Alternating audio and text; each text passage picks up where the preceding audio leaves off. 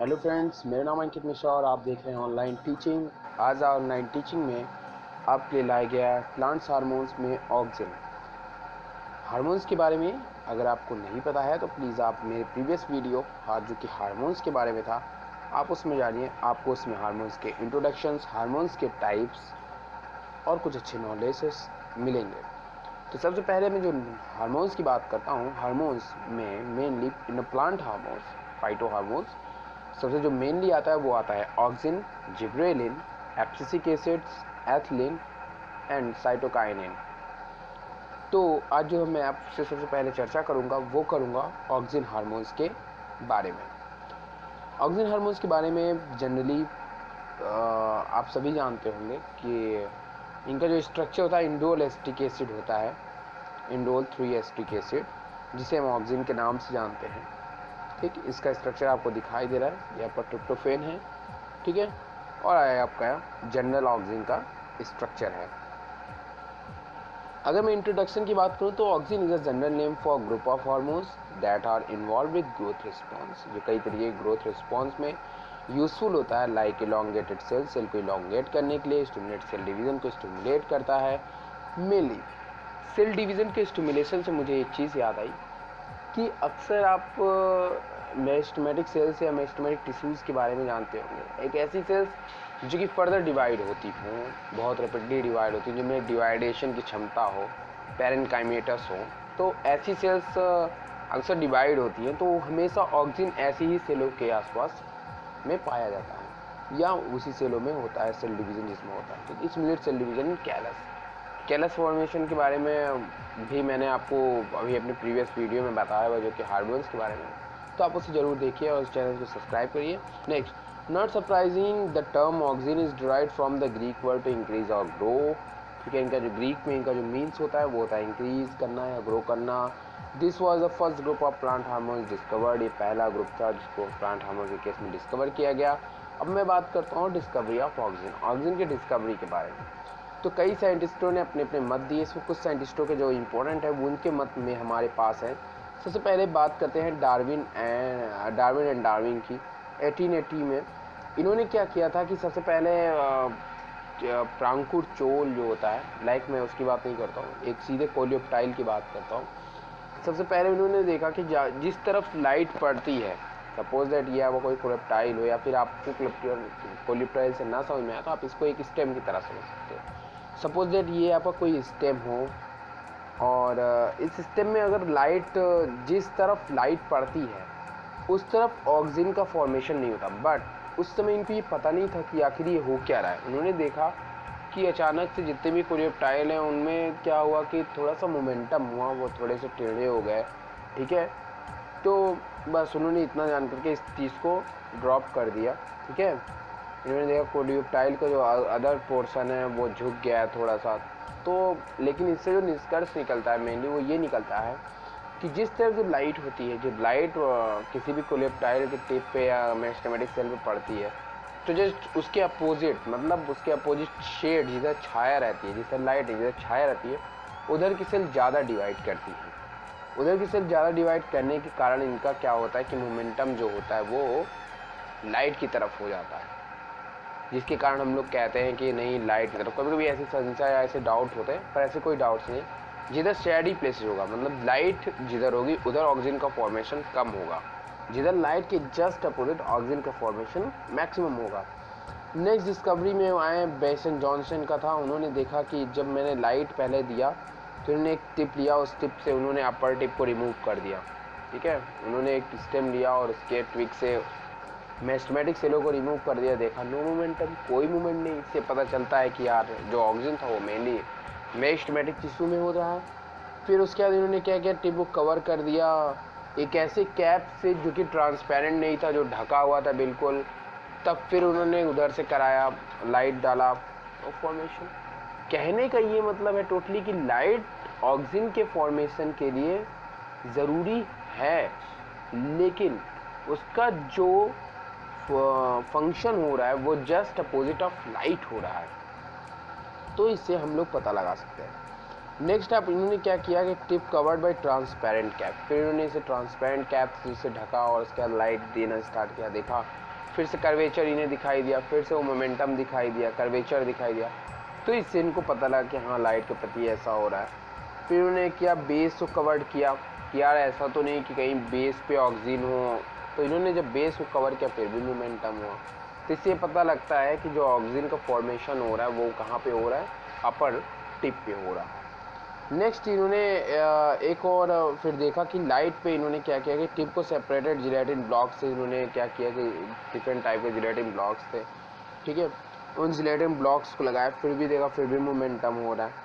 और फिर उसके बाद टिप सेपरेटेड बाय माइका, और फिर उसमें माइका प्लेट से, मतलब कि हार्मोन्स का सिक्रेशन दिखाने के लिए कि हार्मोन्स का सिक्रेशन कैसे कैसे हो रहा है, उस सिक्रेशन को दिखाने के लिए इन्होंने वहाँ पे separated by mica, mica plate को लगाया, तो इनको ये दिखाई दिया कि मोमेंटम नहीं हुआ। तो ये थी आपकी डिस्कवरी ऑफ ऑक्सीजन। आगे की स्लाइड में देखते हैं किस चीज़ की चर्चा होती है। नेक्स्ट साइट, ये थोड़ा इंपॉर्टेंट है, इसे सुनिए, थोड़ा देखिए। Oxygen is made in actively growing tissue which include young leaves, fruits and specially the shoot apex, मतलब ये प्लांट के हर जगह पे पाए जाते हैं, पर मेनली ये जो सबसे ज़्यादा डोमिनेंट होते हैं वो होते हैं शूट एपेक्स के पास। Made in cytosol of cells, ठीक है। नेक्स्ट ऑक्सीजन ट्रांसपोर्ट के बारे में बात करते हैं, किस तरह से ऑक्सीजन का ट्रांसपोर्ट होता है। सबसे पहले इसमें दिखा रहा है बेसिपेटल और polar transport. Auxin is transported in basipetal toward the base sickening directions, ठीक है। In other words auxin moves from shoot tip towards the root, from the root toward the shoot, okay fine. अब next तरफ देखते हैं, ये तो transport आपको बिल्कुल समझ में आया होगा। नेक्स्ट बात करते हैं हम सेलुलर इलॉन्गेशन की। तो सेलुलर इलॉन्गेशन कहने का ये मतलब है कि इसमें कौन कौन से रिसेप्टर हैं, लिगेंड है, किस तरीके से सरफेस रिसेप्टर की तरह हार्मोन्स काम कर रहा है, ये उसके बारे में, और इसमें एक GPCR पाथवे रन कर रहा है, ये उसके बारे में। Oxygen can induce the amplify proton pump, जो स्पेशली किसको एम्पलीफाई कर रहा है, प्रोटॉन पंप को एम्पलीफाई कर रहा है। Acidified cell wall have increased elasticity which leads to cell elongation, acidification को बढ़ा रहा है जिसके कारण सेल की इलास्टिसिटी बढ़ रही है, सेल ग्रो कर रहा है, सेल इलॉन्गेट कर रहा है।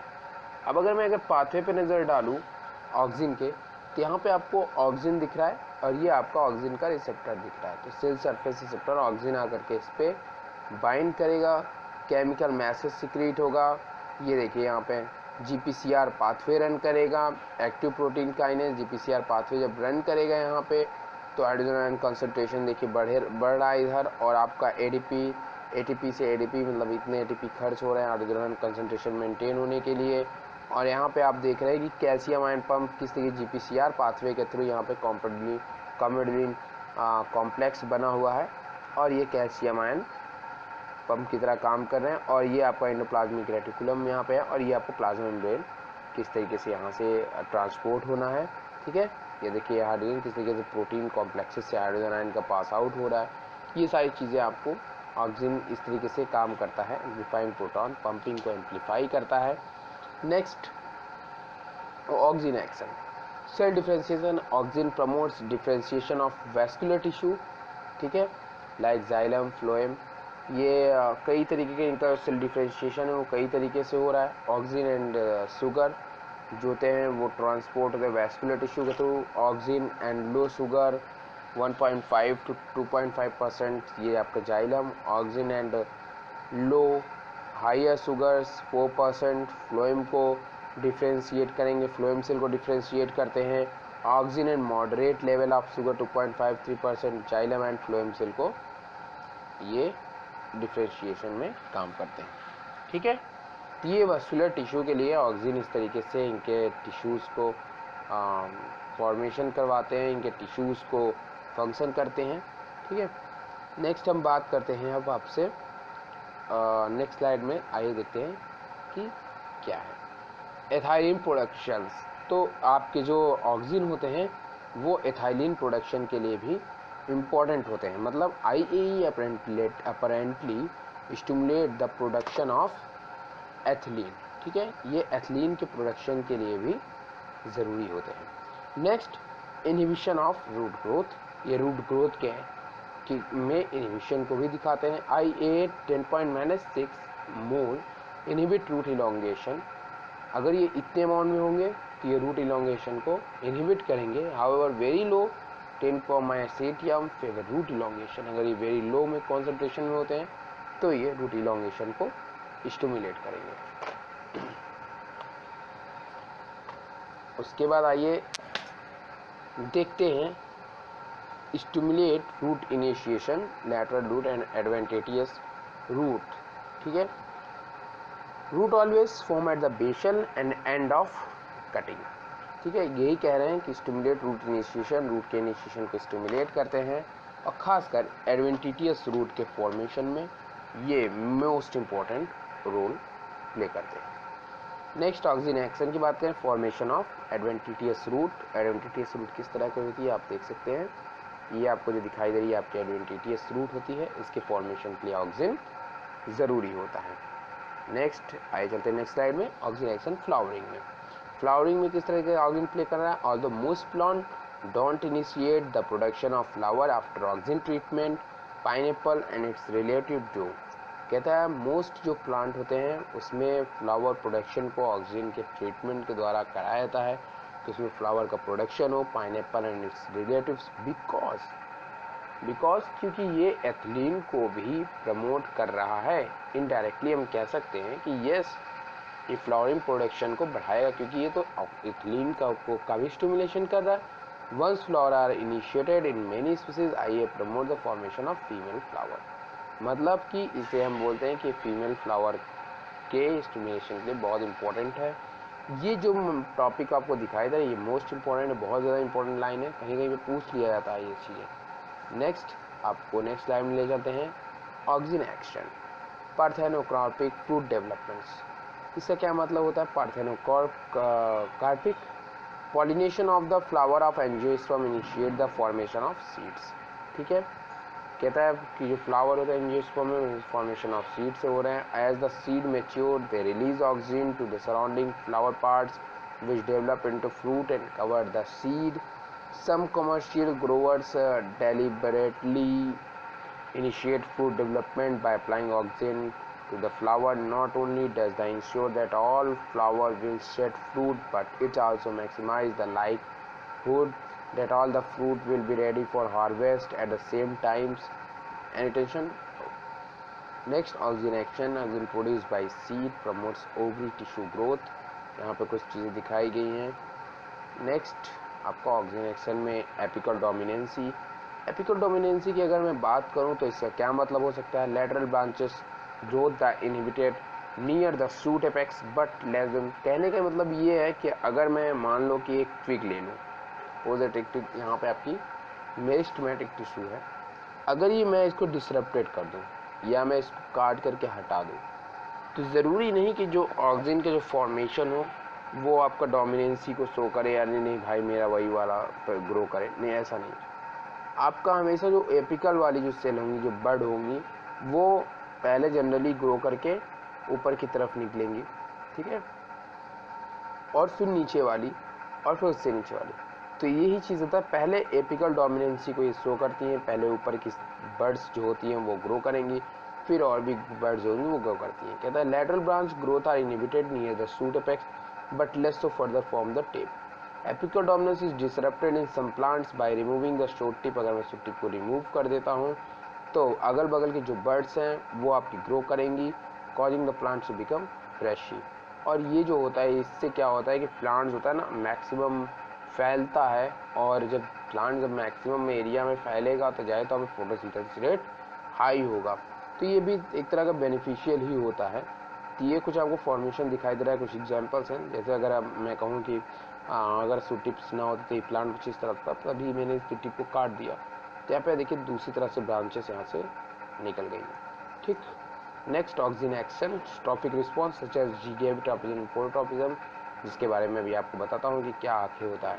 मेन चीज़ है phototropism. It's a grower movement induced by light stimulate, मतलब जैसा मैंने पहले बताया कि पहले वैज्ञानिकों को नहीं पता था, बाद में उन्हें पता चला इस टॉपिक के बारे में, तो उसका नाम लिखा इन्होंने फोटोट्रोपिज्म की, मतलब जो ऑक्सिन का एक्शन है वो लाइट के प्रेजेंट में किस तरह का है। Phototropism, sunlight breaks down auxin, sunlight breaks करता है ऑक्सीजन को। Plant stem indirectly sunlight will have the least amount of auxin, area of the plant that's are more shaded will have more auxin. Most important line है ये, more cell growth on shaded side, ज़्यादा cell growth इस shaded side में। Plants bend towards light, ठीक है, जो plants होता है वो लाइट की तरफ कर्वेश होता है, उसमें लाइट की तरफ मोमेंटम होता है, ठीक है, बिल्कुल इस तरह से। ये देखिए यहाँ पे एग्जांपल है। सबसे पहले यहाँ पे अगर मैं लाइट को ऊपर से देता हूँ तो इसका ग्रोथ हमेशा ऊपर नीचे की तरफ से डिवाइड होते चले जाएंगे। जाहिर तौर पे जो सेल होंगी उनका इलॉन्गेशन किस तरफ होगा, ऊपर तो सेल डिवाइड होंगी, लेकिन जो डिवाइड हो रही सेल उनका इलॉन्गेशन किस तरफ होगा, नीचे की तरफ होगा। तो सेल ऊपर की तरफ ग्रो करेंगी, प्लांट ऊपर की तरफ ग्रो करेगा, नीचे की सेल इलॉन्गेट होंगी। तो और ये अगर मैं लाइट इस तरफ से दूँ तो कर्वेचर आपका इस तरफ से होना स्टार्ट होता है। Light directly over the plants, oxygen are in unequal oxygen are in equal quality, cell elongation in equal. ये दिखा रहा है अगर लाइट को हम डायरेक्ट ऊपर से करें तो greater light of the right plants side of the plants, oxygen quantity become greater on the left cells, ठीक है, जो लेफ्ट सेल्स है उन पे ज़्यादा है लेकिन इस सेल पे कम है। इस स्टेज में कर्वेचर आपको दिखाई दिया। नेक्स्ट ग्रेविटापिज्म, अब ये थोड़ा सा इंपॉर्टेंट है, इसको थोड़ा सा जानिएगा। कहता है the plant stem that was once upright in the on its sides, कहता है the plant stem that was once upright in the on its sides, कहता है the oxygen are settle on the bottom side of stem. जो oxygen होता है वो कहाँ पे होता है, bottom side of the stem. More oxygen accumulate on the stem bottom side, कहता है कि ज़्यादातर ऑक्सीजन जो होता है वो अक्यूमुलेट होता है स्टेम के बॉटम साइड में। More cell growth occur on bottom side, ज़्यादा सेल ग्रोथ किस तरफ हो रही है, बॉटम साइड में हो रही। प्लांट्स बेंड्स अपवर्ड्स, और प्लांट किस तरफ ग्रो कर रहा है, ऊपर की तरफ। A grow respond to gravity which cause roots to grow downward and shoot to grow upward, मतलब जो रूट होता है वो ग्रो कर रहा है डाउनवर्ड की तरफ एंड शूट जो ग्रो कर रहा है वो अपवर्ड की तरफ। ये ग्रेविटी के थ्रू इसका रिस्पॉन्स है। एक बार फिर से देखते हैं। The plant stem that was upright on its one side, the oxygen are settle on the bottom side of the stem, ठीक है, ऑक्सीजन होता है वो सेटल होता है क्या, bottom side of the stem.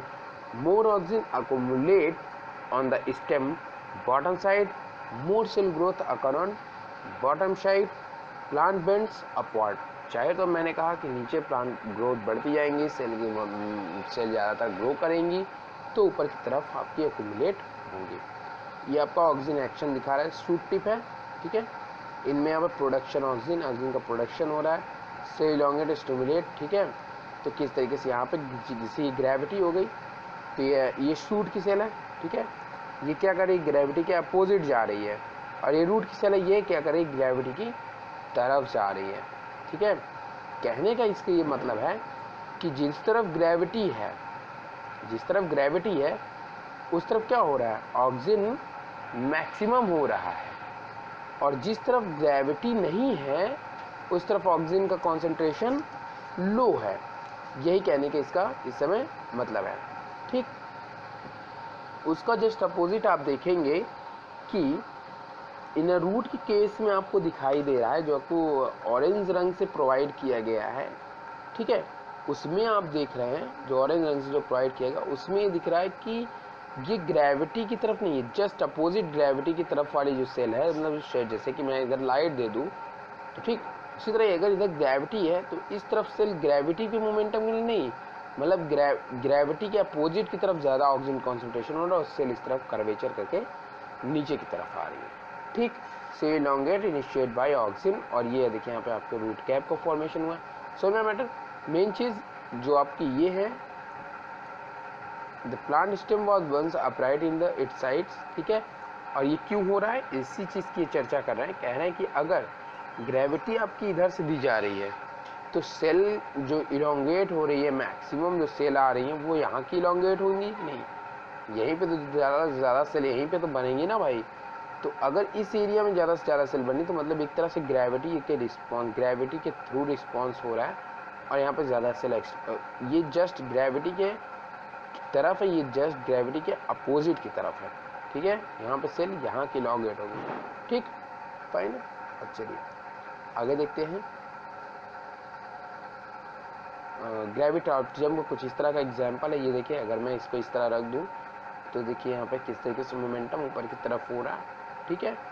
मतलब इधर की सेल ज़्यादा ऑक्सीजन है, और रूट की अगर मैं बात करूँ तो रूट का हमेशा नीचे की तरफ होगा। तो ये आपका ऑक्सीजन का इतना ही। नेक्स्ट वीडियोस में मैं आपको जिब्रेलिक एसिड के बारे में बताऊंगा, उसके बाद फिर साइटोकाइनिन और एब्सिसिक एसिड और एथिलीन, और फाइनली उसके बाद हम लोग डिस्कस करेंगे इनके मैकेनिज्म ऑफ एक्शन के बारे में।